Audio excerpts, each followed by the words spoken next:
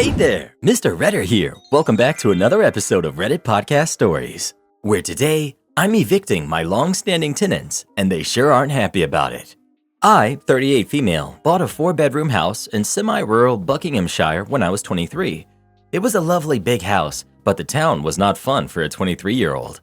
I always said I'd love it if I were 40 and I had kids, but it wasn't a great place for someone in their 20s.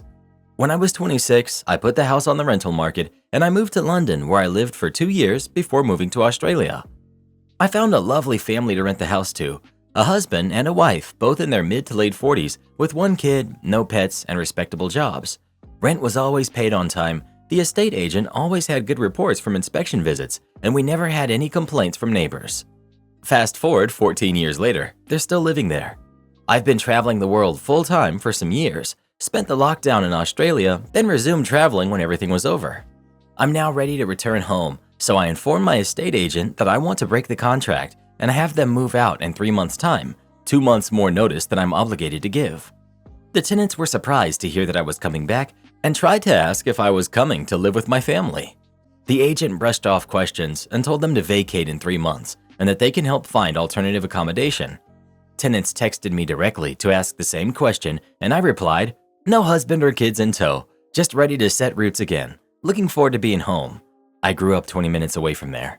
I got a text calling me selfish for kicking them out of their home of nearly 15 years and wanting a big house all to myself, placing my needs of travel and enjoyment ahead of starting a family and getting married. They told me I should let them buy the house for what I bought it for. It's doubled in price since then, and go live in my other house.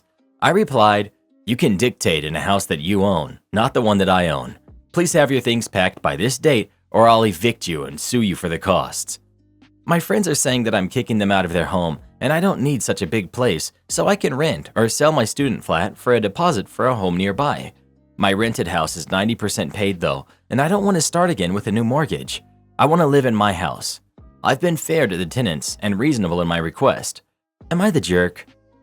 You're not getting them out of their home. You're getting them out of your house. They signed a rental contract and must respect it. The reason you want your house back is completely irrelevant and shouldn't enter into the equation. Even if you wanted to start a goat farm inside, you'd be within your rights. Obviously not the jerk.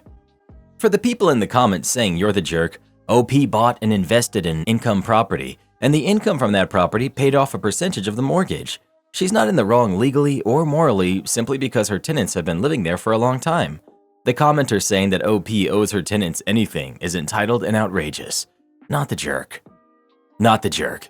It's normal in situations like this for the tenants to be disappointed, sad, and upset, but they've taken it to the next level, which is completely inappropriate. All renters know guaranteed permanency is not part of the package when you rent, unless it's a rent-to-own situation, and even those cases have caveats. It's not their property, nor is it their business why you'd like to live in your house. I would have said that nicely rather than give them the personal info they have zero rights to. I'm happy they seem to have taken care of your house and have enjoyed living there for the time they have. I'm sure they've got lovely memories in your house, but the fact remains that it's your house and not theirs. You're following the necessary legalities in addition to giving them ample bonus time to vacate. As heartbreaking as I'm sure this is, if the tenants wanted permanency, they should have purchased their own home. You're the jerk. So I find it funny how Reddit usually craps all over landlords, but now in this rare instance where a landlord is actually doing something really messed up, they all side with you. Oh gee, I wonder why that could be. Edit. Stop kidding yourselves. You know darn good and well that if OP was a man, nobody here would be stroking his ego the way they are. My daughter's grandparents want custody. I, 31 male, met Beth, 30 female, when we were in middle school. We became quick friends and saw each other every day. We did everything together and made a pact to always help each other. Like she would help me talk to girls and I made sure she was safe at bars. She was the kindest person I knew and was my person. When we were in college, Beth got pregnant with Jenny, her daughter who's now 7, from her boyfriend at the time. She was excited at first, but her parents and the father were against her having the baby. Beth stood firm that she wanted to keep it. Because of this, Jenny's father left her, saying he wasn't ready to be a father and never came back, and her parents threw her out and told her not to come home. It was a very hard time, but I told her I'd never leave her, so we moved in together and we decided to do it together like everything else we did. The day Jenny was born was probably the best day of my life. I'll never forget the first time I saw that girl's eyes, and even though she wasn't mine, I felt like I was hers. I was her uncle until she started calling me Dad, which we took as a joke, but we really never stopped her. Our little family was unconventional, but it was ours. 2 months ago, Beth passed in an accident. It was the worst day of my life. Beth and I were never together, but she was my soulmate, my better half, my everything. She was the best mother and person I've ever known. I still can't completely describe the way that I feel. Immediately, I became Jenny's legal guardian. It's been hard to adjust to it and just being me, and I'm so lost, but I want to do my best for Jenny. Which brings me to last night, when Beth's parents showed up at my door wanting to see Jenny. They want to be part of Jenny's life and regret what they did to Beth, which I completely understand. But last night, they told me that they think it's best if they take legal custody of Jenny because they're real family. They hadn't been involved in Jenny's life at all before then and only met her for the first time at Beth's funeral. I didn't know what to say and I told them to leave, which made them angry, and they told me they want to keep talking about it or they'll take me to court. I've been so anxious all night and I can't sleep. I've been Googling to see if it's possible for them to even take her just like that. She's my baby, and I'm the family she's always known. Beth and I never really talked about the legality of my role because I was just her dad, plain and simple, but maybe we should have. I don't know who to turn to or what to do. I never thought I'd have to do any of this alone. I'm just scared, and I miss Beth so much. To clear some things up, we don't live in the continental United States. Beth's parents, let's call them Mary and Larry, are really devout Catholics and couldn't stand that she had relations outside of a marriage, and especially since Jenny's dad took himself out of the equation. That's why they kicked Beth out. I've been co-parenting Jenny her whole life and contributed 50% to everything. I'm committed to giving this girl a good life. My parents have always been supportive and have been pivotal in this whole ordeal. They saw Beth as a daughter and see Jenny as a granddaughter. It's nice to have them. I had always been labeled as a caregiver in her school records. I held her when she was born, birthdays, her little kindergarten graduation, her first trip to Disney. I have pictures of all of it. There are none with Mary or Larry in them. Beth purposely threw away everything she had of them, not that she had much to begin with. I had been dating someone at the same time when everything started, but I realized I didn't have the emotional bandwidth to be good to her, and I needed to prove stability in my home life. She understood and we ended things respectfully. We may reconnect someday, but my love life is not my priority. I talked with Jenny about the situation, and from the start, she understood what they are to her. It broke her heart to hear her say, "Why would they do that to mommy?" Jenny and me are in therapy right now. While I'm not 100%, I know that I have to be strong for Jenny. Update. After reading your comments, I did exactly what some of you said. I talked with her school and told them what was happening. I've known the staff there for years. My mom is a school counselor, and they were so good about Beth's passing. Anyway, I told them that I, and only I, was allowed to pick her up from school. Thankfully, the grandparents never tried anything like taking her. They have not been allowed to spend time with her or be around her, and that was on Jenny's request. I respect that. They did send her birthday and Christmas presents, but I hid them. I didn't know if accepting something from them would hurt the situation. I haven't even given them to her yet. It's been so long, I'm not even sure if I will at this point. After my post, I talked with some lawyers around the city. Honestly, I spent a lot of money on this, but it was way worth it. Beth had a will and requested for Jenny to be cared for by me upon her passing. She never told me this, and I still don't exactly understand it, but it was a really happy surprise. My lawyer honored that and helped me. I took a loan out, but the debt is worth it. I compiled everything I could. Pictures, permission slips, school mail, everything. Grandparents tried to fight me the whole way through, calling social services and talking to all of my neighbors, trying to find anything possible to prove that I was a bad father. It was brutal and messed up, and I don't think I'll ever recover from the past year. I could deal with the attacks on my character and them scrutinizing everything I've ever done as if Mary and Larry have always cared.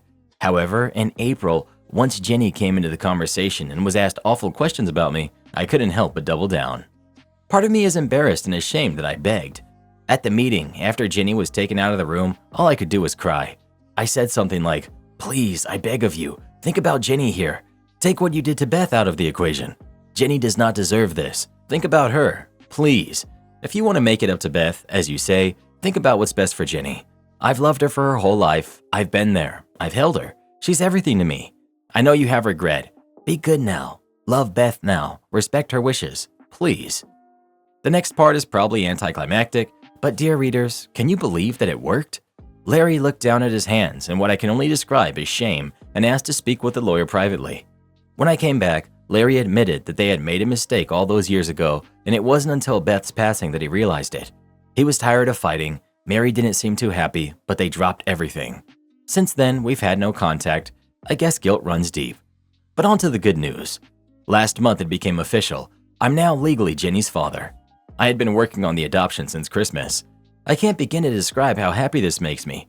Jenny has been getting better and is slowly getting back to her usual bright self.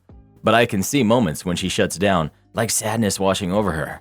That worries me, but we're working with a therapist on this. I still miss Beth, and I will miss her every day of my life. All I can do to honor her is to make sure Jenny has a home and is loved beyond measure. I will tell Jenny about her mom and how every time she smiles, I see her. Am I the jerk for telling my boyfriend I won't marry him if he keeps his friendship with my ex? Final update. So my boyfriend Dylan and I have been dating for almost 5 years, and he proposed 9 months ago. We've known each other since high school. However, at the time we were only friends since I was dating my ex, Jason. Long story short, he cheated multiple times and we broke off. That's when I went to college, where I started dating Dylan. They only knew each other from high school, but never had an actual friendship. Well, Dylan decided to host a party in order to celebrate our engagement, and one of his friends brought Jason. And surprise, surprise, they became friends. Now they text every day, go out on the weekends, or even have dinner together constantly. At first, I didn't think too much of it, but now I'm uncomfortable. I talked about this with Dylan after he came back home from work. I established that his friendship with Jason is concerning to me and how he spends more time with him, but told me that I was exaggerating.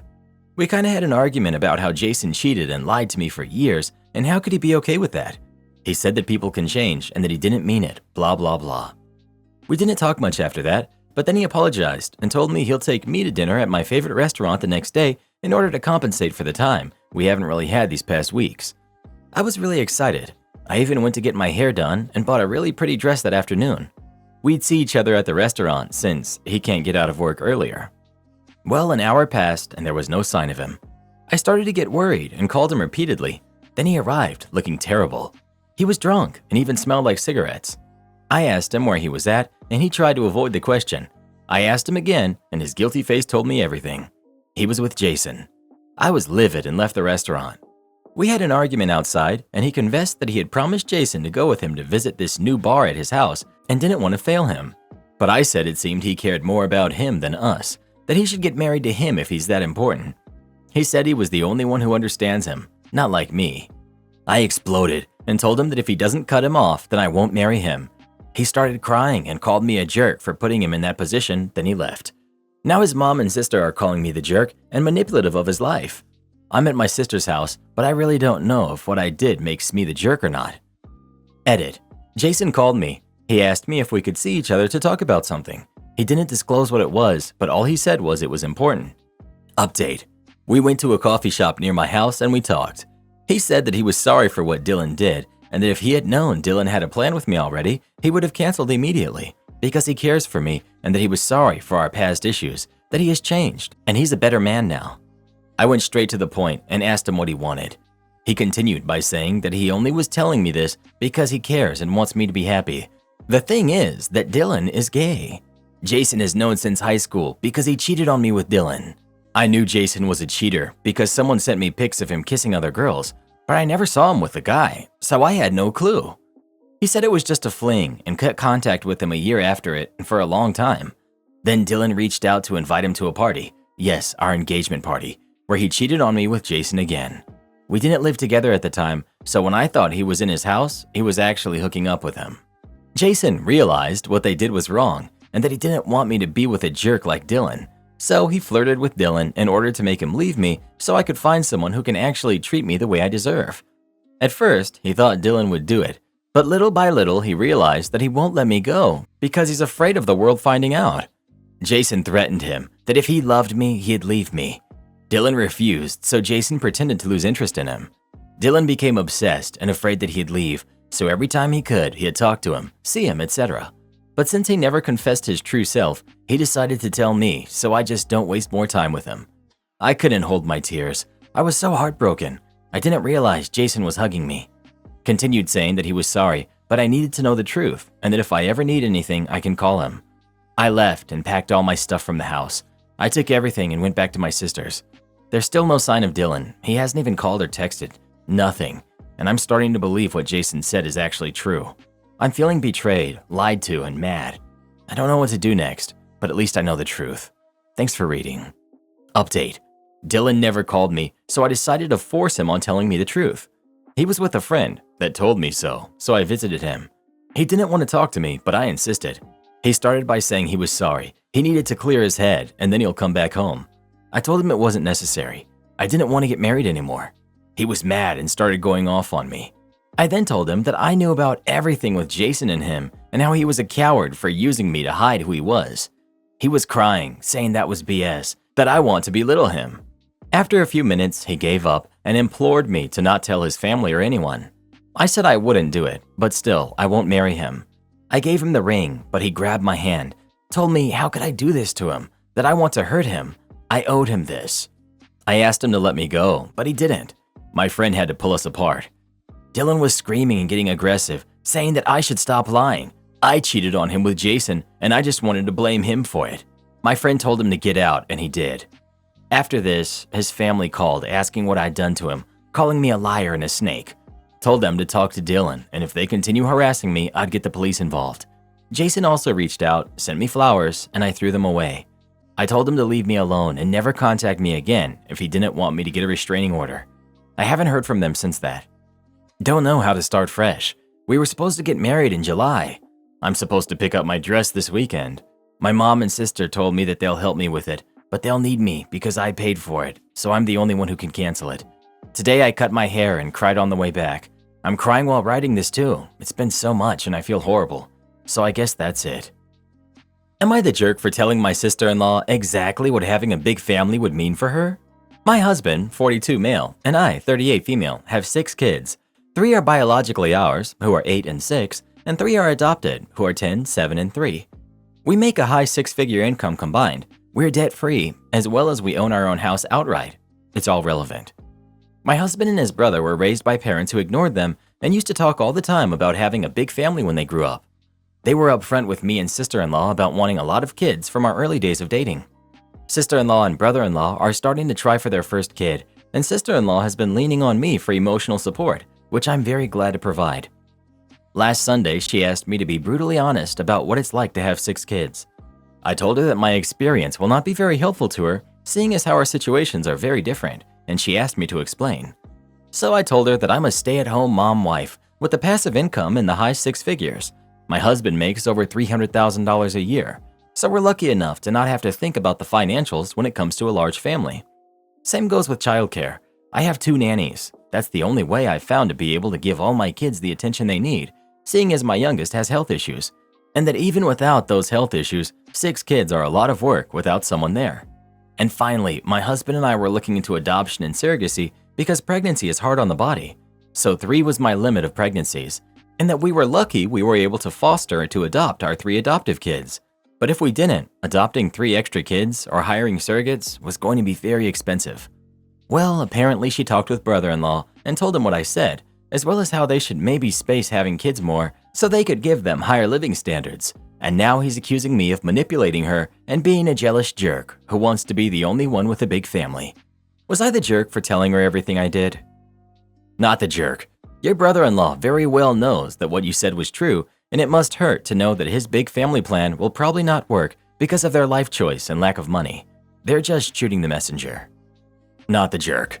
Normally, telling people about your wealth isn't the best idea, but in this case, having such a high income is how you managed to have 6 kids, and you were right to be upfront about it.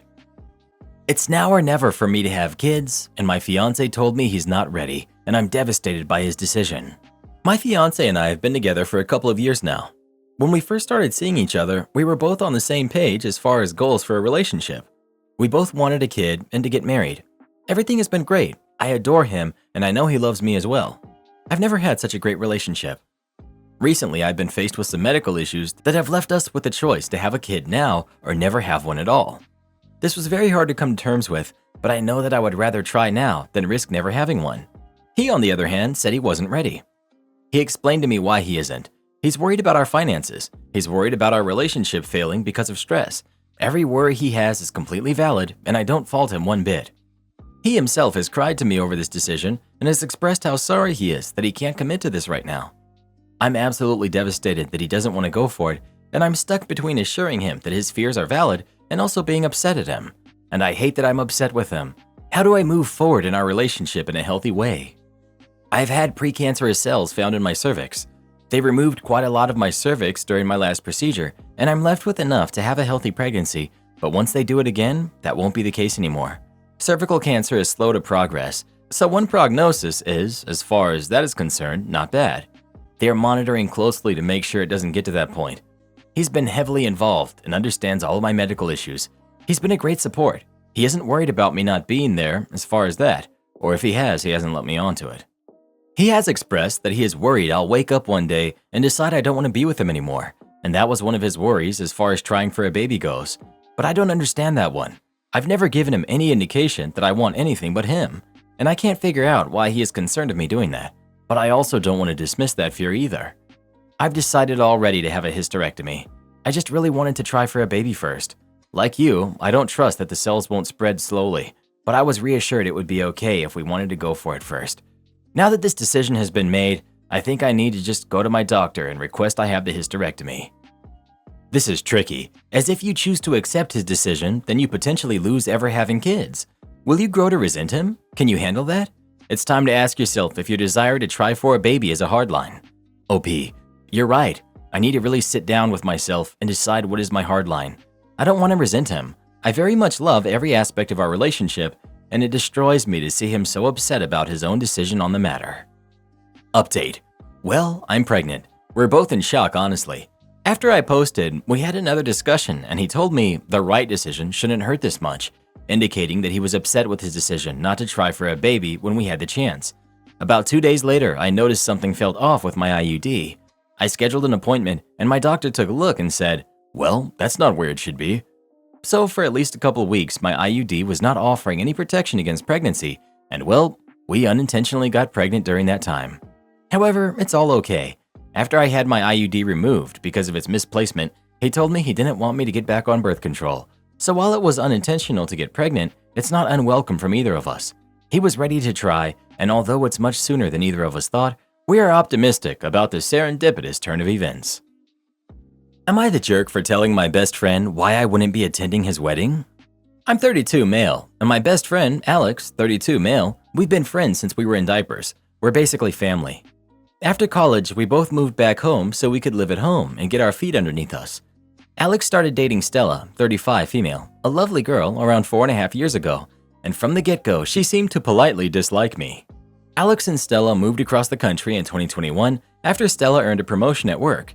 In 2022, Alex proposed. She said yes, and they set a wedding date for the end of September 2023. I got a save the date card at the beginning of the year, and based on the conversations I had with Alex, assumed I would be in the wedding party, either as a groomsman or the best man, but never received any official confirmation from either of them. Couple months before the wedding, I saw that wedding invitations had gone out on social media and figured mine was in the way. It never came. I waited a couple of weeks, figured it might have just gotten lost in the mail before I checked in with him. I called Alex and had a brief conversation with him where he was clearly agitated and said he was dealing with a lot, wouldn't be available for the near future to direct any wedding-related questions to Stella, and he had called me when things cooled off. I called, texted, and emailed Stella several times over the course of a week, but she didn't respond to any of them. At this point, I figured I wouldn't be attending the wedding and that things were really messed up for some reason between the two of us. Yesterday, a little over 3 weeks after our last conversation, Alex DM'd me asking if I was free to chat. I jumped at the opportunity to get some answers, and after exchanging pleasantries, Alex jumped right into his spiel, saying that he knew I was super busy with work and dealing with a lot of personal stuff, but he'd love it if I could still attend his wedding, even just as a guest, and wanted to know if there was anything he could do to help make that happen. I just blurted out that I'd love to, but I hadn't received an invitation. Alex stared blankly at me and said, "What?" And I just kind of verbal vomited out that I hadn't received an invitation. That was the reason I'd called him a few weeks ago, that I'd contacted Stella about it, but she never got back to me and left me on red, and that I had no idea what he was talking about, me dealing with too much to be involved in the wedding. After a very pregnant pause, he said he needed to go sort out some things, and that he'd call me when it was done. My phone's blowing up since with wedding attendees asking me what happened and why the wedding might be off now. My girlfriend has reaffirmed to me that I did nothing wrong, but I've had people from all sides saying I stuck my nose where it didn't belong and caused a stink, which is really messing with my head. Am I the jerk? Well, either this was all a big misunderstanding or Stella is a cold, manipulating jerk. My new Karen neighbor has been using me as a free babysitter, and I never even knew. I, 23, male, live within 1 mile of 4 elementary schools, so there are tons of kids around here.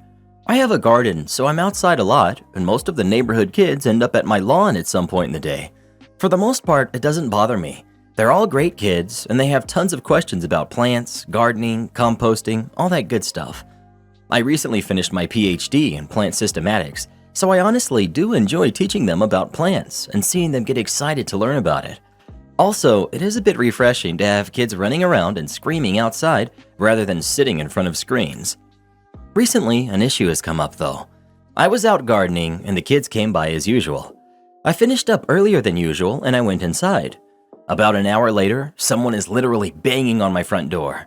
It's my neighbor, and after I open it, she instantly starts screaming about how I left her kids alone out there for an hour. And I was at first a bit confused. After some more discussion, I learned that she lets her kids outside every day and tells them to hang out with me while she goes and does whatever. Eventually, I just apologized and I closed the door. After some thinking though, I really don't think I'm in the wrong. I'm not okay with watching someone's kids. First, I didn't even know I was watching them. What if someone had gotten hurt? I wouldn't even know what to do. Second, I feel like this is neglect. She doesn't know me anywhere near well enough to have me babysit for her while she leaves. Lastly, childcare is expensive for a reason. I've been watching these kids for free? So I went and knocked on her door. Maybe I was a bit harsh, but I told her that I'm not a babysitter and I will no longer allow her kids near my house or me.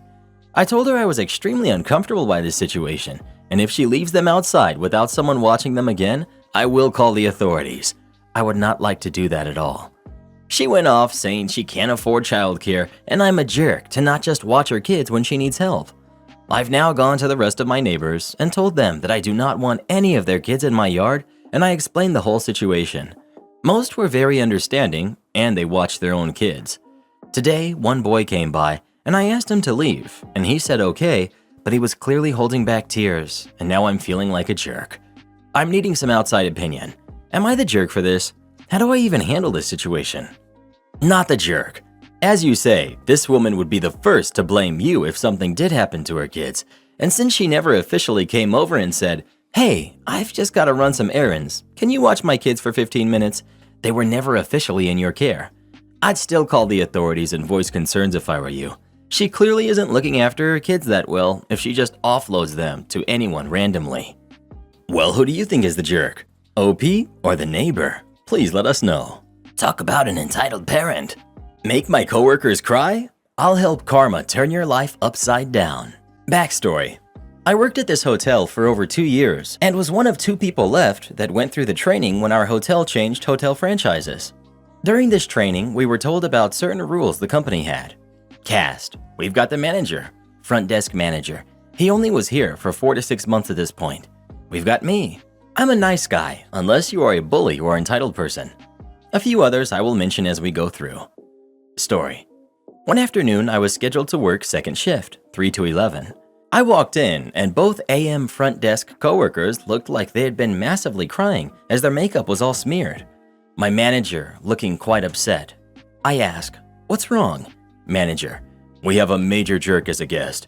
This guy is the highest level on the rewards for the hotel chain. He's very demanding and wants free upgrades, free this and that, and he screams anytime he has an interaction with the staff. This guy has made every department call me complaining about him. Now this guy just came to the desk and screamed at these 2 coworkers until they were both crying. These 2 ladies were fresh high school graduates and were very sweet and innocent people. They loved helping people and didn't deserve this treatment." As he's explaining this, I look up this guy's room details. Once my manager finishes explaining everything this guy had done, I see this guy's info and I had a smile from ear to ear. I reply, "Didn't you see he's an employee of a different hotel?" Manager, "Yes, but so what?" I replied, "First off, while you travel as an employee, you're required to behave and be respectful. It's in the fine print on the discount form." I grabbed his form and showed it to the manager. Failure to be respectful can lead to having your employee discount suspended or permanently revoked, and even get you terminated. You need to call this guy's hotel and ask for the GM, then explain to him who you are and what this guy is doing. I look up the hotel phone number and call the hotel, and then hand my manager the phone. Manager, after his call ends with the GM, has an evil and satisfying smile on his face. His GM is steaming mad after I described all the stuff this guy's done. Main switchboard phone rings. I answered. Hello, thank you for calling our hotel. How may I direct your call? Caller. I want to speak to Entitled Jerk's room, please. I replied, absolutely, sir. Have a nice day. Transferred the call and looked at my manager and saying with a sarcastic tone, someone wanted to talk to Entitled Jerk. Gee, I wonder who that could be. Manager continues after he stopped laughing. The GM gave me his personal cell phone number and said if I have any more issues at all to call him immediately. I'm leaving the phone number next to the switchboard if you need it to call him. I told manager, your revenge is done. Now for my revenge. Manager wide-eyed. Oh crap, what are you going to do? Me smiling a very evil smile. You'll see. I pick up the phone to make a call. Hello, Hotel Rewards customer service. Yes, I would like to report someone using rewards account while using employee discount on his stay. Customer service. He can't do that. I replied. I know, I'm calling to report him. I gave her the guest reservation number and rewards member number. I continued. I bet anything if you dig through this guy's history, you'll find all his stays are probably at employee discount. Customer service. I'm starting a ticket to have this guy's account investigated. I replied. Thank you. Then hang up the phone. The manager watched as I then removed his rewards number from his stay. My manager had a huge grin on his face. That was awesome. I explained. Oh, I'm not quite finished with him yet. It's time to go spread the news to all departments he is no longer a rewards member. I made a new key for his room without concierge access. I walked around to every department. As I explained while I was stopping by, everyone had the exact same reaction as I mentioned the guy's name. Oh God, now what about this jerk? I finished explaining how he was no longer a rewards member, and if he gives anyone issues to call the front desk immediately, and his GM already probably tore him a new one just a minute ago. Everyone was so happy at this news. I finally went to the concierge room and used the guest's new key to void his current key. Then I walked into the room and explained the information to the evening concierge. She cringed at the mention of his name. After explaining she would not have to deal with him again, and she asked to leave the morning person a note about this guy not allowed in the concierge room anymore. She was very happy. While I was gone, evidently, the manager explained what we did to the 2 a.m. front desk ladies. The minute I got back to the desk, both my front desk coworkers all came up to me and gave me a huge hug and thanked me so many times. Manager to me after the other coworkers went home. Do me a huge favor, please.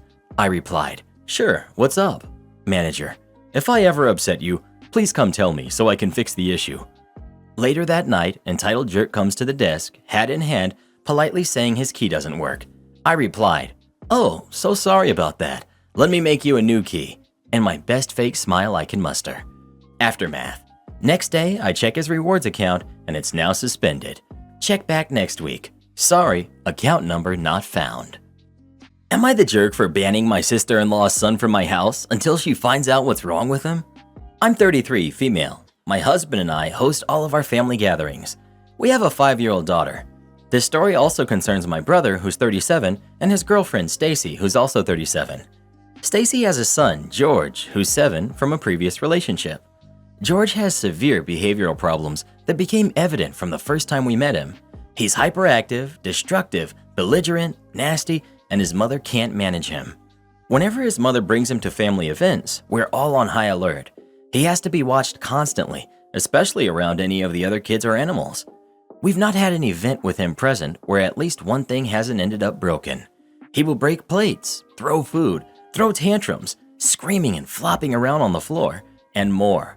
It's exhausting to have him around, and frankly, the kid freaks me out.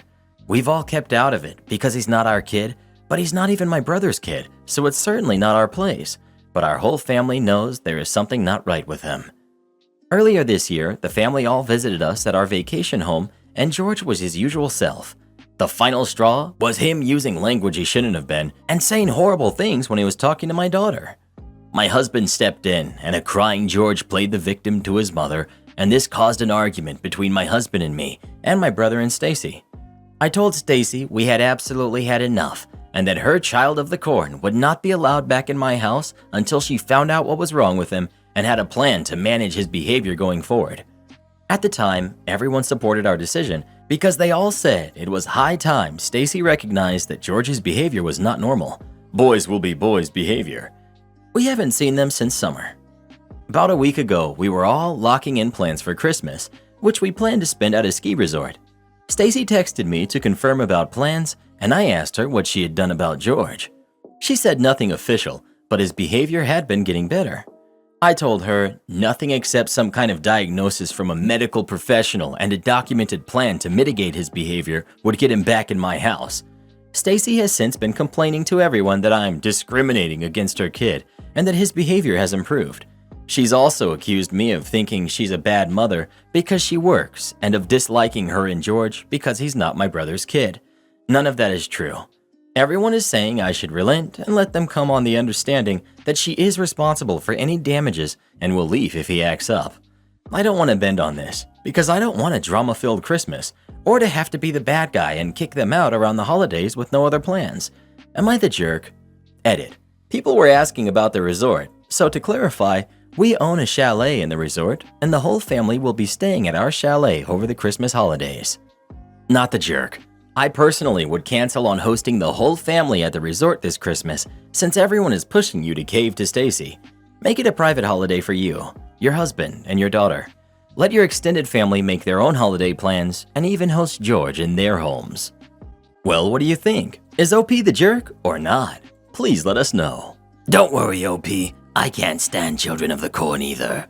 Do this next. Tap here on your screen to come see our new podcast playlist, where you'll find thousands of hours of the best stories you've ever heard. Or tap the one on the right. That episode is specifically just for you, based on other videos you've enjoyed the most.